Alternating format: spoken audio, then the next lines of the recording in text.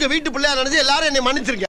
Hi ஃபோக்ஸ், இப்போ என்ன ஆச்சுன்னா விலாகெல்லாம் எடுத்து முடிச்சிட்டோம். சொன்னால் சிரிப்பீங்க, இல்லை ஒரு பேர் இது கண்டென்ட்டுக்காக போட்டோன்னு கூட நினச்சிடலாம்.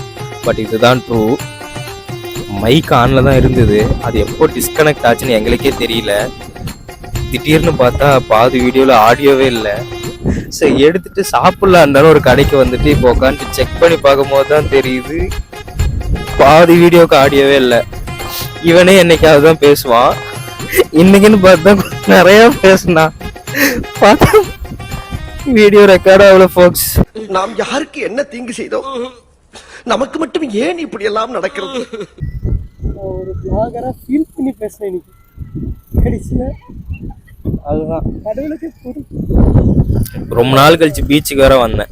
ரொம்ப ஹாப்பியா இருந்தேன். போயிட்டு கால்லாம் நினைச்சிட்டு அந்த சவுண்ட்ஸ்லாம் கேட்டுட்டு காத்தோட்டமா இருக்கலாம்டா அப்படின்ட்டு வந்தா நல்லா தான் இருந்துச்சு. ஸ்டார்டிங் நல்லா தான் போச்சு. பட் திடீர்னு அதை செக் பண்ணும்போது தான் தெரியுது ரெக்கார்டே ஆகலை அப்படின்னு சொல்லிட்டு. ஐயோ ஐயோ, என்ன தம்பி என்னாச்சு? ஒரு மணி நேரம் திருப்பி முதல்ல இருந்து ஆரம்பிக்கிறதுக்கு தெம்பில்ல. பேச பார்த்தவங்களுக்கே தெரிஞ்சிருக்கும். கண்டினியூஸ் வேலை.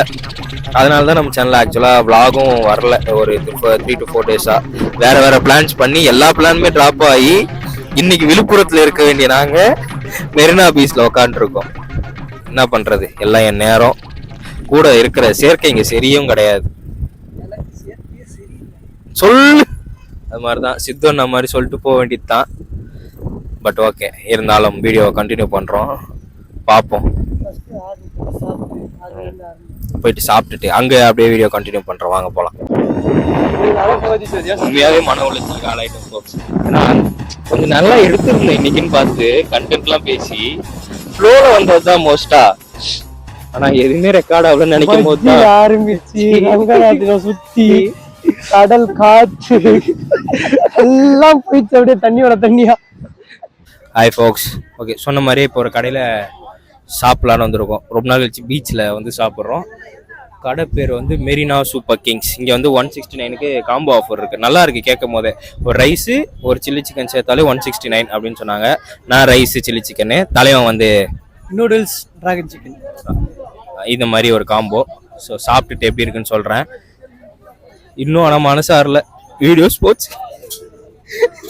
அதை நினச்சேன் இவ்வளோ எனக்கு தூக்கமே வராதுன்னு நினைக்கிறேன். பட் இருந்தாலும் சாப்பிட்டுக்கிட்டே மனசை சேர்த்துவோம். நமக்கு என்ன ப்ராப்ளம் வந்தாலும் சாப்பிட்டுட்டா அது கொஞ்சம் தீந்துரும்னு சொல்லுவாங்க. ஸோ அதனால் ஃபஸ்ட்டு சாப்பிடுவோம். நாங்கள் வாங்கின காம்போவில் என்னென்ன வந்தது அப்படின்னு பார்த்தீங்கன்னா, ஒரு சிக்கன் ரைஸ், அப்புறம் ஒரு சில்லி சிக்கன், ஒரு நூடுல்ஸ் கேட்டோம். அவன் வந்து மறுபடியும் ஃப்ரைட் ரைஸ் எடுத்துகிட்டு வந்து கொடுத்துட்டான். நான் சொன்ன மாதிரி இன்னைக்கு டேவே சொதப்பல் டேவாயிடுச்சு. அதனால்